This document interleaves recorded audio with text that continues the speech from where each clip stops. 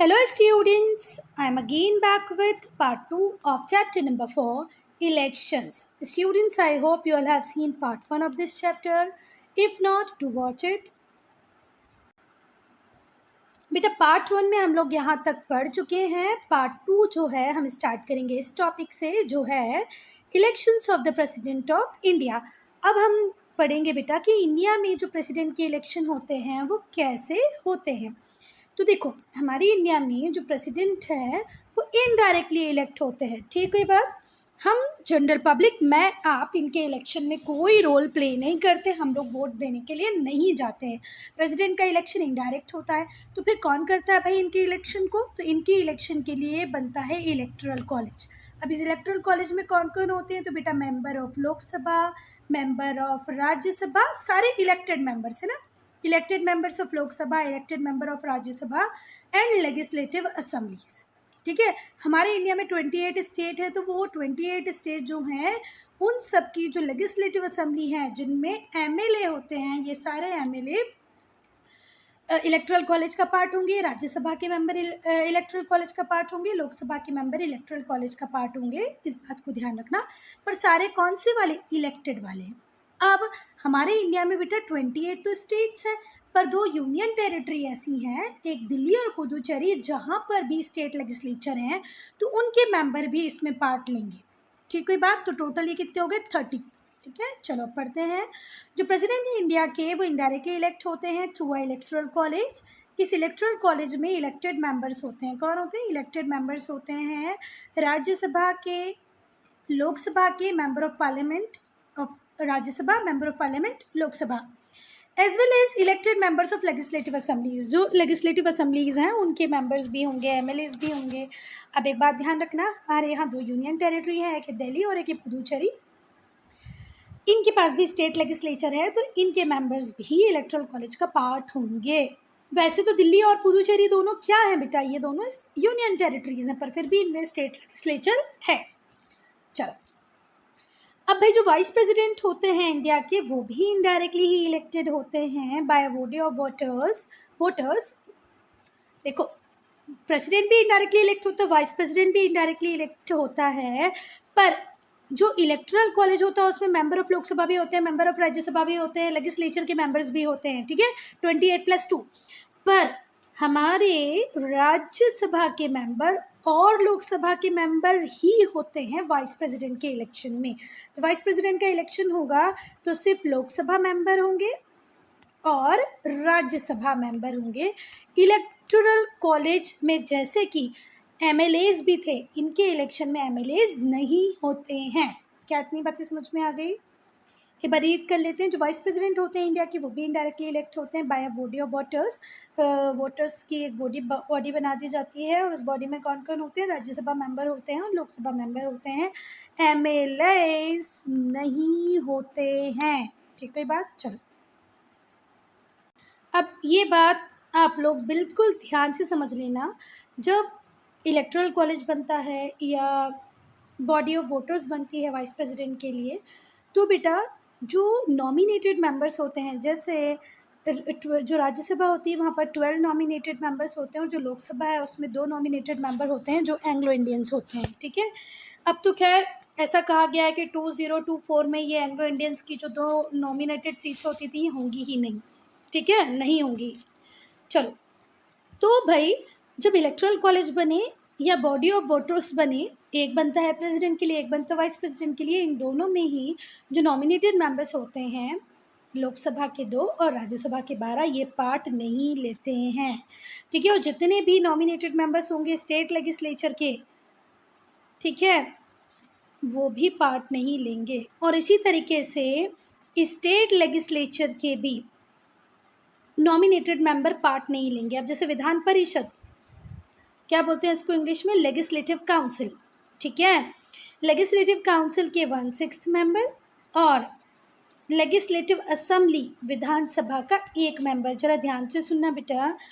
हमारे इंडिया में सिर्फ 6 स्टेट ऐसे हैं जहाँ पर विधान परिषद भी है. विधान परिषद किसको बोलते हैं हम, लेजिस्लेटिव काउंसिल को. विधानसभा किसको बोलते हैं, लेजिस्लेटिव असेंबली को. ठीक है. तो विधानसभा का 1 मेंबर और 1/6 ऑफ विधान परिषद, इनके पास भी वोटिंग पावर्स नहीं है।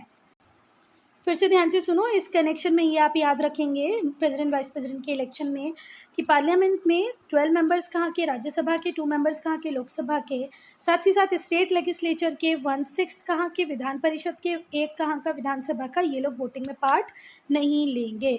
इलेक्टेड मेंबर्स लेंगे, नॉमिनेटेड नहीं लेंगे। अब हम टाइप्स ऑफ इलेक्शन पढ़ेंगे तो 3 टाइप के इलेक्शन होते हैं, जनरल, बाई इलेक्शन और मिड टर्म इलेक्शन।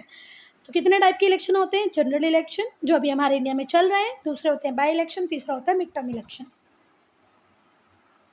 1952 में, कब? 1992 में 1952 में पहला जनरल इलेक्शन हुआ इंडिया में। जितने भी एडल्ट सिटीजन्स थे, पर उस टाइम एज जो थी वोटिंग की वो कितनी थी? 21 ईयर्स। कितनी थी? 21 साल में आपको वोटिंग राइट्स मिलते थे। ठीक है, जब आप 21 साल के हो जाओगे तभी आपको वोट डालने का राइट मिलेगा।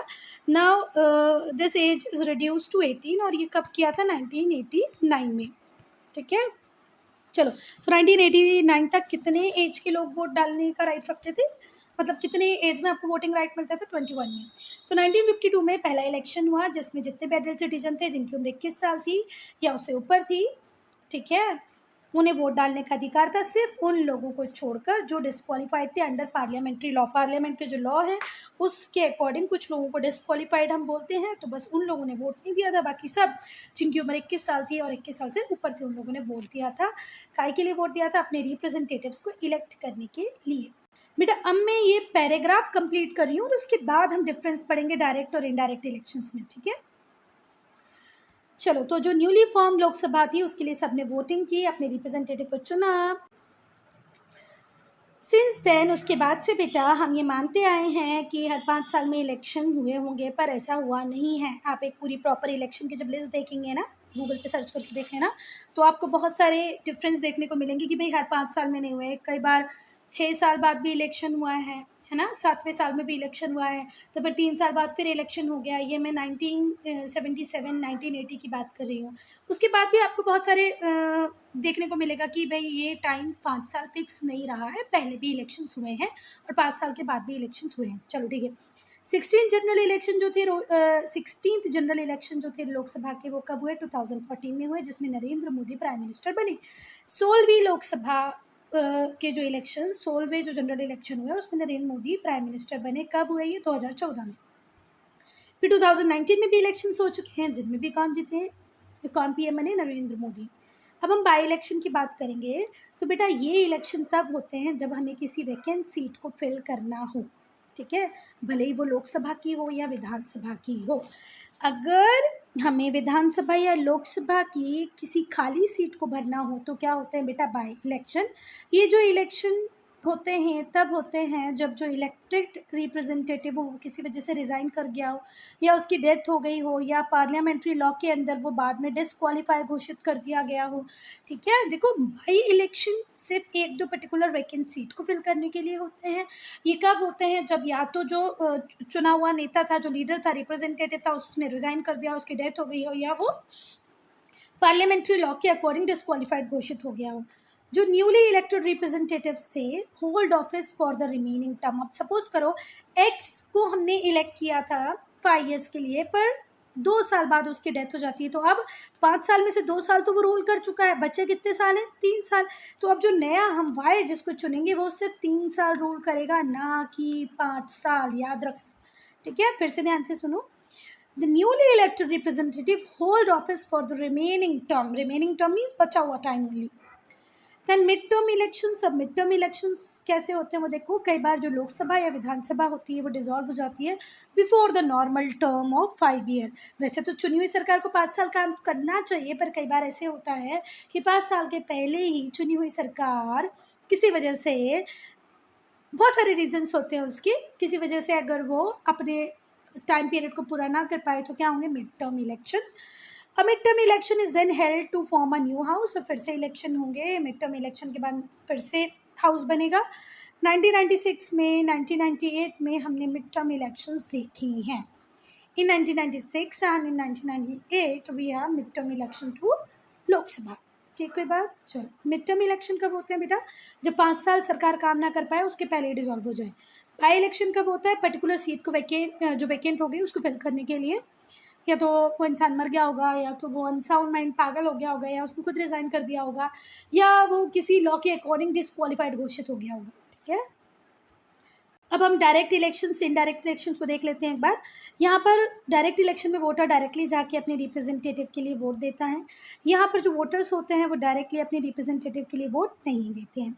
जो मेंबर है लोकसभा के, विधानसभा के, मतलब member of parliament of Loksabha, member of legislative assembly Vidhansabha, municipal corporation, municipalities, gram panchayat, ये सारे डायरेक्टली इलेक्टेड होते हैं।